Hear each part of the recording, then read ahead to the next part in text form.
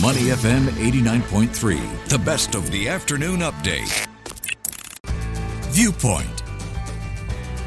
Money FM 89.3. Now, did you know that Apple is reportedly eyeing Formula One broadcast rights in the US? Well, this comes after the success of the newly released racing film F1 the Movie, starring Brad Pitt. As the intersection of technology and transport makes headlines globally, here at home, multinational tech firm Grab is running its own experiment on the roads, testing a driverless shuttle service for employees and raising the question of just how close we are to seeing autonomous vehicles as part of everyday life. Singapore's car-light ambitions have already brought us more cycling paths, on-demand buses and walkable spaces. But autonomous vehicles, it's still a vision that still feels more futuristic than familiar. This week, however, that vision took another small but notable turn. As I mentioned, Grab launched a pilot driverless shuttle between its Media Circle office and One North MRT station. It is a short 2-kilometre route that could signal bigger things to come. So to help us make sense of what this means, where it sits in Singapore's broader transport ambitions, we're joined by someone who's been tracking these developments closely, the Straits Times' senior transport correspondent, Lee Nian Tjoe. Nian Tjoe, great to have you with us again. Hello, good afternoon. Good to be back. Thanks for joining us today. Now, let's start with the basics. What stood out to you about this Grab driverless shuttle trial when you covered it? How is this different from the earlier autonomous trials we've seen here in Singapore in places like NUS or Sentosa? I think the first thing is that these are all trials at the moment, right? So autonomous vehicles have been on trial, have been talked about. It goes all the way back for Singapore at least to around 2017 when the area of One North was designated as the place for you to do testing. So I guess what is interesting for me when you go into the details is in the case of the vehicle that Grab is using is two things. Number one is that the vehicle is actually a modification of an existing bus. It isn't some kind of strange sci-fi looking pod, with no steering wheel or anything. It actually looks very conventional. And the second thing is that throughout the routes that has been planned for this shuttle service, it is operating entirely autonomously. So the one that is at the Polytechnic, for example, because when you go into certain stretches of the road, and in that case, it's outside of the school campus, there will be a requirement for the driver to take over. Okay. So in other words, what is probably most interesting about this particular test is that it actually allows the machine to be doing what it's supposed to do from end to end, from picking up to dropping off. Okay. Sounds like it's a deliberately controlled environment, but still a real-world scenario. Yes, and I think this is really important as part of the testing in this route towards really fully functioning and working autonomous vehicles is that it must interact with other users on the road, pedestrians, a stray dog, a piece of trash that was left on the road. The vehicle must be able to react to all these things that you expect a human driver to be able to respond to. The machine has to learn these things step by step. Okay, so you're basically saying it's more about proving that technology works in an office district setting rather than serving the staff. I think it's part and parcel, right? Because the other thing to think about is that when we are boarding a vehicle, for example, not all of us will be as well behaved. We get in right at the moment you sit down, right? I need to fuss around, I get my water bottle, I don't know what I need to do.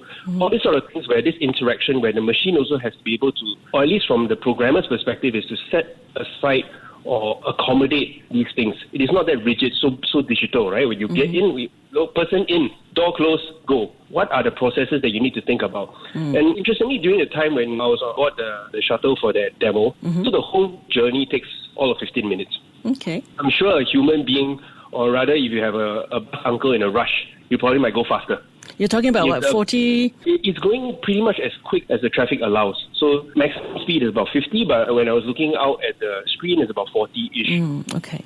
Right? So it feels very natural, as in, or rather, it feels like a non-event, I would say, because the vehicle is just kind of managed on its own. However, because this being a trial, it's part of the requirement of the trial is that there is a safety operator or safety driver that's sitting behind the wheel. Okay. So at any time, if something were to go wrong or something that is unexpected, there is supposed to still have this human to step in and take over. Was that the case when you were in the autonomous vehicle? So the driver didn't have to do anything in this case. Yeah, I mean, it went quite okay. Although that said, in a subsequent round, another colleague from the team was on the bus and noticed that the bus actually did not stop at the brake line at the traffic junction that it should. It kind of overshot a little bit, right? The driver did not intervene because I guess it was still within the parameters that it was just a momentary lapse. Okay. But it does show that things like these with technology, you do want to have you need to be like doubly sure, or at least have the sort of provisions to accommodate if these glitches were to come up. Okay.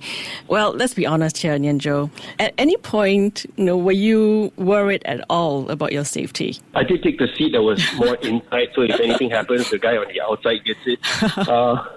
But I really don't think so. I don't think so because of the precautions that are put into these tests in the first place. Because think about it, so as a user, I might fear for my life, right? My own well-being. But in the bigger picture of can we have AV in Singapore, I think the worst thing that can happen is that even the smallest accident will be played up, right? There'll be a lot of attention on it, not just on the media, but you and I will just be concerned, right? Oh no, so you cannot ruin this one shot at success. And on that count, I believe that anything and everything that can be done will be done, so that it's doing the smallest baby steps, as it were, to minimize all the possible risks. Okay, picking up on that, we've been talking about driverless vehicles in Singapore for quite a while now. So where does this particular trial fit in our overall journey towards having AVs in daily public transport? I think a few things have brought us to this point. So earlier on, as I said, with the autonomous vehicle trials that was happening in one-off, this goes back to 2017, right, in the distant history of pre-COVID. And then it kind of slowed down a little because back then there were a couple of companies that were coming in, everybody had different ideas of how we can do it. In fact, out at NTU in Jalan Bahar in the west, there's actually a facility to test these vehicles. So that's how serious Singapore has been from quite some time ago. But I think the topic of autonomous vehicles really came into focus again as recently as in June, because with our new acting transport minister saying that, hey, we want to get into this in a big way. Slightly before that, there was already talk from the LTA saying that the government will be investing and actually be looking to implement autonomous vehicles in public transport in a very small way, admittedly, in very controlled areas. So now we know that by the fourth quarter of this year, out in Punggol, we're going to see AV buses that will be serving the residents there. So how the project that Grab is undertaking now, I guess it all adds towards this, I won't say final destination, pun intended, but it's really about getting us there towards like achieving a commercialization or something that become more normal, more normalized of having autonomous vehicles among us. Okay. Now let's talk about public readiness. You've, of course, reported on previous trials like the ones in Sentosa and US. Do you sense Singaporeans are more open to AVs now? I think in those other use cases, right, it is, I think there's a high level of novelty factor, right? I mean, I don't imagine many of us are regularly and frequently in Sentosa. You're trying to get around, you're using the AV to get around. So I think in this case, maybe the people who are actually working and interacting in the one-off area will be maybe more exposed to this where, I see. Yeah, I know that's another test vehicle, it's doing its own thing, doesn't do anything crazy or reckless, so it's all right. So I think in this case, bringing to this employee shuttle that Grab that's rolled out from today onwards, you actually will have employees or staff who are using this vehicle literally not because of the novelty of I'm going to sit in the vehicle and the driver is probably shaking legs and not paying attention because the machine is doing it, but it's really that I need to get to the MRT. So in that sense, there's actually a significant step towards normalizing, towards actually needing this more than the novelty of taking a ride, you know what I'm saying? Okay, but I'm sure you've spoken to many of your industry contacts, transport industry contacts and friends. Do you think that there's still a big trust gap when it comes to getting into a driverless shuttle or car? I think what I'm getting from the people who are involved with this business is not so much, I think consumers, of course, will come in at some point, but it is the regulators that needs to have the trust first. As in, whether you're a technology company, you're a clever startup, or you're a transport company, says, hey, I really want to get this in because why do we want autonomous? It is because there is a labor shortage, right? But the rules that they play within on the regulation side, there are not only there no provisions, sufficient provisions to even see this happen, there's also the risk appetite from the regulators of whether they can accommodate these things. So it really is, it's the coming together of, on the tech side, you have people who are coming out with this great technology on the machine front. You and I, consumers, going, I'm not sure whether I'll get in or not. But the gatekeeper, the one that says go or no go, is with the regulators. And the regulators now seem to be a little bit more open, more receptive to it. So I think it is a positive sign that we're going to see more development in this place, because once from the developer's perspective, they said, okay, look, the government is really into this thing. They will be more supportive. They will be also receptive to our ideas. Let's push this envelope a little bit more. Let's work a bit harder, work a bit faster. Sounds like it really has to be a joint effort to scale up meaningfully as well. I think that's definitely, you need everybody got to be on board. Okay. Nian Tjoe, you've been covering this beat for a while now. In your view, truthfully, how far away are we from seeing autonomous vehicles as a normal part of Singapore's public transport system? Are we talking just a few years or still quite some time away? Well, I get a sense that we're definitely in that phase of there'll be some acceleration in this development. Being with all the fines and news that we're getting from the government, for example. But at the same time, I think it's also, we're going to come to this realization that there's a question of labor, right? Because what does autonomous vehicle do is really taking the place of the human being. On one side, I think here's something else that we need to also think about is that we're now exploring or dabbling with buses or shuttle services. So we're not quite there in the realm of Waymo where you can hail a taxi. Not just yet, right? That's like one driver ferrying me to work. But now we're talking about a bus, so it's taking, in this case, up to 22 employees to a certain place. And I think the other application that I feel is even more interesting or exciting is the possibility to actually get closer to an on-demand service for public transport. If you think about it, what is can we say the bane or the nature of public transport is it can be on schedule, you're running on the clock. But it runs on the clock so that it also accumulate enough passengers, whether from this bus stop or from this MRT station, to get on the ride. That's how I get efficiencies, right? Now, if it was autonomous, let's reduce it from a 50-seater to a 10-seater. I can still get economies of scale because now I can just deploy this machine, run out, pick up the 10 persons, go to the place it needs to go to, drop off and continue. And this can happen in maybe the less convenient hours that we're dealing with. So, as a side note, the company that actually is doing the bus service, this autonomous bus service at Grab, they tell me that they are running a wee hour 3:30 a.m. service in South Korea. Oh. And it's about bringing employees to work. And it's a 25-kilometer, if I remember correctly, a 25-kilometer journey, so over a fair distance compared to our less than 3-kilometer ride. And it's about bringing employees in these late hours. And here I think it answers two problems, right? One, getting a physical driver to do the job, goggy eye and all.